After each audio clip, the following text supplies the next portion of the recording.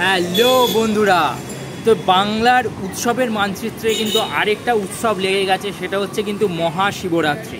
আর এই মুহূর্তে আমি দাঁড়িয়ে আছি, তোমরা পেছনটা দেখলেই বুঝতে পারবে।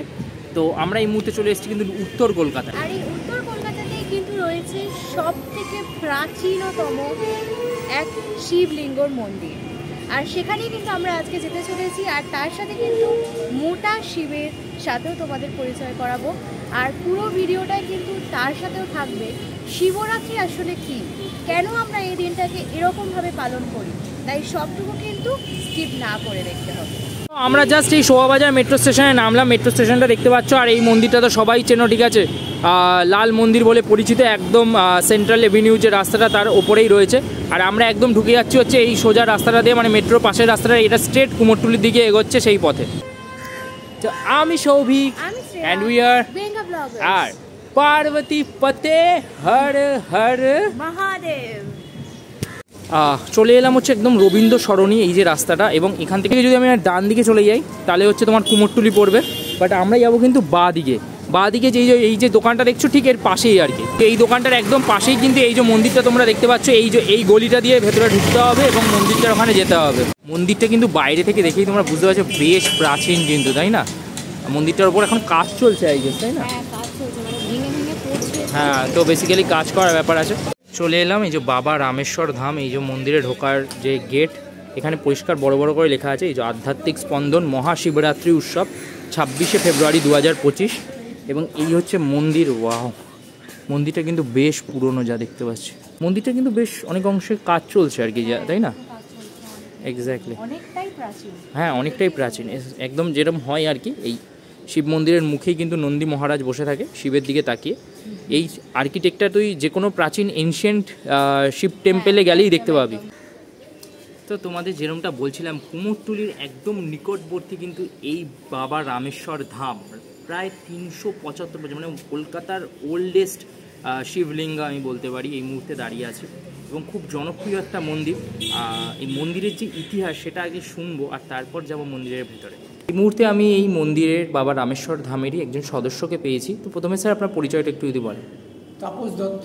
এই যে মন্দির, এর ইতিহাসটা কি? মানে শুনেছি এটা সব থেকে ওল্ডেস্ট শিবলিঙ্গা কলকাতার। 1664 খ্রিস্টাব্দে এই মন্দিরটি প্রতিষ্ঠিত হয়। যতদূর জানা যায় ইতিহাসের পাতা থেকে, কলকাতা শহর 17টি গোবিন্দপুর এবং কলিকাতা মিলিয়ে এটাই সবথেকে প্রাচীনতম শিব মন্দির। এর থেকে প্রাচীনতম শিব মন্দিরের খবর আমাদের কাছে আছে, অন্তত কলকাতার চৌহদ্দির মধ্যে। শিব শক্তি ছাড়া অচল, আর শক্তি হচ্ছে শিবের অবিচ্ছিন্ন অংশ। তাই শিবশক্তি যোগের সাধনার জন্য যেমন শিবের উপাসনা হয়, সেরকম প্রতি অমাবস্যায় কালীর উপাসনা হয়, শরৎকালে দুর্গাপূজার উপাসনা হয়, অন্নপূর্ণার হয়, এবং রাধাকৃষ্ণ আর একদিকে আছে। তো শিব আর শক্তিকে মিলিয়ে আমাদের উপাসনার পদ্ধতি এখানে আছে। এই মন্দিরের প্রতিষ্ঠা কিভাবে হয়েছিল সেই বিষয়ে কি কিছু জানা যায়? নন্দরাম সেন, যিনি ইতিহাসের বিখ্যাত black deputy collector of East India company, প্রথম black deputy collector. Ralph Sheldon প্রথম কালেক্টর হয়ে ইস্ট ইন্ডিয়া কোম্পানির আসে 1702 সালে। তখন তিনি যে বাঙালি বর্ধিষ্ণু বাঙালিকে ডেপুটি কালেক্টর করেন তার নাম নন্দরাম সেন। তিনি বিখ্যাত হন ব্ল্যাক ডেপুটি হিসেবে। যদিও দুর্ভাগ্যক্রমে তার পরবর্তীকালে তসরূপের দায় জেল হয়, এবং তিনি যখন বিয়ের 12 বছর পরে নিঃসন্তান অবস্থায় সারা ভারতবর্ষে তীর্থে তীর্থে ঘুরে বেড়াচ্ছেন, সেই মুহূর্তে এসে তিনি একটি দৈব বাণী পান যে সুতানুটির এই অংশে একটি শিবের থান আছে। সেই শিবের থানে গেলে তার সন্তান হবে, এবং শিবের থানে মৌনি বাবার কাছে তার প্রার্থনা, এই শিবের থানে তার উপাসনা তাকে একাধিক সন্তানের জনক করে। সেই থেকে উনি এই অঞ্চলে প্রতিষ্ঠা করেন এই শিব মন্দির, নাম দেন রামেশ্বর শিবা মন্দির। কারণ শোনা যায় যে রামেশ্বর ধামে গিয়ে তিনি রামেশ্বর শিবের আর দৈব বাণী পেয়েছিলেন যে এত ঘুরে কোনো লাভ নেই, তোমরা কলকাতার না সুতানুটি ওই অংশে যাও, ওখানে শিবধাম আছে, শিবথান আছে, সেই শিবের থানে গিয়ে তোমরা সন্তান পাওয়ার বর পাবে।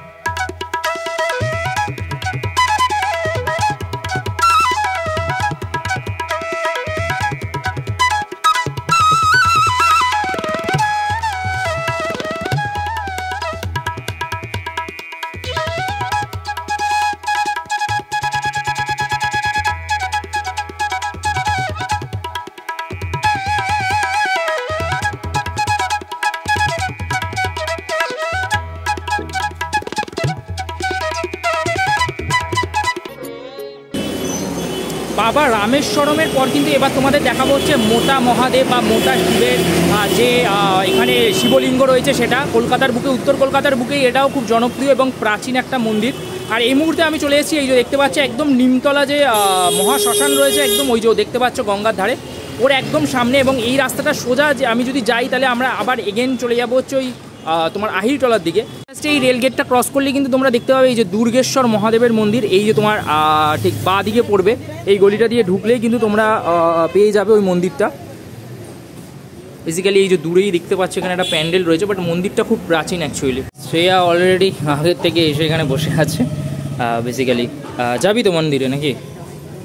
চলো। আচ্ছা, বেসিক্যালি তোমাদের মন্দিরের বাইরের স্ট্রাকচারটা দেখাই, খুব মানে ক্রিটিক্যাল অবস্থায় রয়েছে মন্দিরটা। এই যে জাস্ট এত বড় এবং প্রাচীন যে মন্দির শৈলী আমাদের ভারতবর্ষের বুকে রয়েছে, তার একটা নিদর্শন এখানে তোমরা যেরকম পাবে। বাট মন্দিরটা প্রচণ্ড বিধ্বস্ত অবস্থায় রয়েছে। ওপরে একটা বটগাছ উঠে গেছে এবং সেই বটগাছের শিকড়গুলো কিন্তু মন্দিরের চারিপাশ দিয়ে এইভাবে মানে ঝরে পড়েছে আর কি, বেসিক্যালি তোমরা যদি দেখো। এবং সেই বটগাছের যে ইয়েগুলো রয়েছে সেখানে মানুষ কিন্তু তাদের যে মানত আছে বা ইত্যাদি সেগুলো কিন্তু এই যে দড়ি বেঁধে করছে আর কি। এবং এই চত্বরে পুরো মানে খুব প্রাচীন, তাই না? একদম একদম। আচ্ছা, মন্দিরে এই পেছন প্রাঙ্গণটা দিয়ে ঢুকতে হবে, তবে একবার সামনেটা দিয়ে ঘুরিয়ে আনি তোমাদের। এখানে কিন্তু কালকে যে মহাশিবরাত্রি, সেই শিবরাত্রি উপলক্ষে যে সাজসজ্জার কাজ রয়েছে সেগুলো চলছে। ও আচ্ছা, ফ্রন্ট গেটটা ওরা বন্ধ রেখেছে কারণ এই মুহূর্তে কিন্তু এখানে কাজ চলছে, মানে পরিষ্কার ইত্যাদি করার কাজ চলছে আর কি। বেসিক্যালি মন্দিরটা কিন্তু সামনের গেটটা দিয়ে ঠিক এরকম দেখতে। এবং এখানে কিন্তু তোমরা দেখতে পাবে এই যে কলকাতা হেরিটেজ বলে গ্রেড 1-এর হেরিটেজ, এটা কলকাতার দুর্গেশ্বর শিবা টেম্পল, সেটা কিন্তু রয়েছে। এবং এখানে কিন্তু পরিষ্কার পরিচ্ছন্ন করার কাজ চলছে। এই একদম এই জায়গাটার যে মানে একদম ক্লোজলি যখন তুমি যাবে, তুমি এখানে কিন্তু হিস্ট্রি আর স্পিরিচুয়াল যে আমাদের আধ্যাত্মিক বিষয়, সেটার একটা কিন্তু খুব সুন্দর ছাপ এই বটগাছটাকে কেন্দ্র করে কিন্তু তোমরা দেখতে পাবে আর কি বেসিক্যালি। তো চলো মূল মন্দিরে এবার যাওয়া যাক। বেসিক্যালি এইখানে কিন্তু রয়েছে তোমার হচ্ছে এই যে শিবের যে মন্দির, সেটা এই দিক দিয়ে যেতে হবে, গিয়ে আমরা মূল যে মন্দির আছে সেই মন্দিরে আর কি প্রবেশ করব।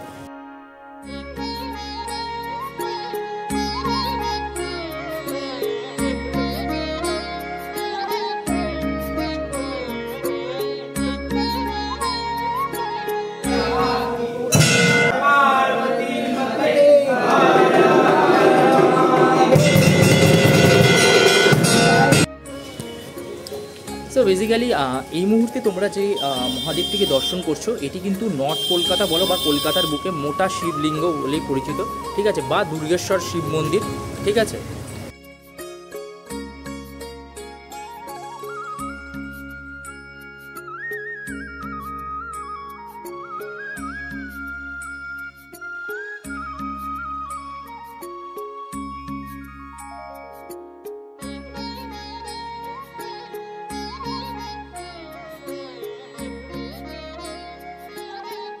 তো এখানে কিন্তু তোমরা যদি দেখো তাহলে কিন্তু মন্দিরের ভেতরে লেখা রয়েছে ফটো তোলার নিষেধ। এইখানে একটা কোটরের মতো করা রয়েছে আর কি বেসিক্যালি। ওখান দিয়ে তোমরা চাইলে গিয়ে মন্দিরের ভেতরটা দর্শন করতে পারো যখন মন্দির বন্ধ থাকে আর কি। সবাই দেখছেও, দেখতে পাবে এখান দিয়ে। তো বেসিক্যালি মহাশিবরাত্রি কিন্তু হিন্দুদের একটা অন্যতম পার্বণ বলতে পারি আমরা। বেসিক্যালি এইটা আমাদের যে এই যে মহাশিবরাত্রির যে উৎসব, সেটা কেন হয়?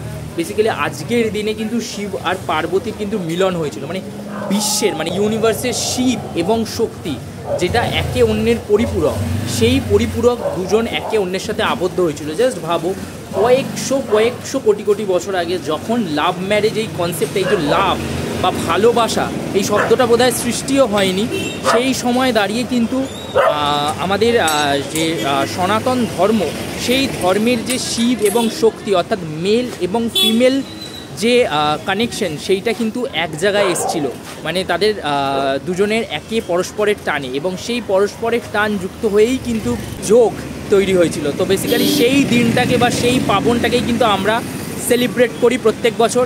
মেয়েরা তার হাজব্যান্ডের জন্য মানে যাতে একটা ভালো বর পাওয়া যায়, সে এই নর্থ কলকাতার দুটো জনপ্রিয় শিব ঠাকুরের যে মন্দির, সেটা তোমাদের দেখালাম। লাস্ট ইয়ার এরমভাবেই আরেকটা মন্দির দেখিয়েছিলাম। অ্যাকচুয়ালি শিবরাত্রি পুজোটা অনেক বেশি ফেস্টিভ্যালের বাইরে বেরিয়ে প্রচণ্ড বেশি স্পিরিচুয়াল অ্যাকচুয়ালি, সেই কারণে কিন্তু একদম একদম আধ্যাত্মিকতাটা অনেক বেশি থাকে, যেটা ফেস্টিভ্যালের আকার ওইভাবে নেয় না, কিন্তু আমরা যদি আমাদের মনকে ফেস্টিভ রাখতে পারি না, সেই আধ্যাত্মিকতার মধ্যেও আনন্দ আমরা খুঁজে পাবো। অনেক জায়গায় কলকাতায় বড় বড় বেশ বড় বড় মূর্তি কিন্তু স্থাপন হয়েছে, তোমরা দেখতেও পারবে আর ঘুরেও আসতে পারবে, পুজো পরিক্রমাও করতে পারবে। একদম, মানে সেটা আস্তে আস্তে একটা ওরম অ্যাটমসফিয়ার তৈরি হয়েছে। বেসিক্যালি ওই যে বললাম না যে ওই মানে ওটাও ফেস্টিভ্যাল, কিরম ফেস্টিভ্যাল না, মেয়েরা যাচ্ছে জল ঢালতে, কেন না ভালো বর পেতে, ঠিক আছে। ছেলেরা কেন যাচ্ছে জল ঢালতে, কারণ ভালো বউ পেতে। বাট আমি মনে করি এই দুটোর ঊর্ধ্বে গিয়েও আরও অনেক বিষয় আছে, ঠিক আছে, সেইগুলো হয়তো কোথাও গিয়ে চাপা পড়ে যায়।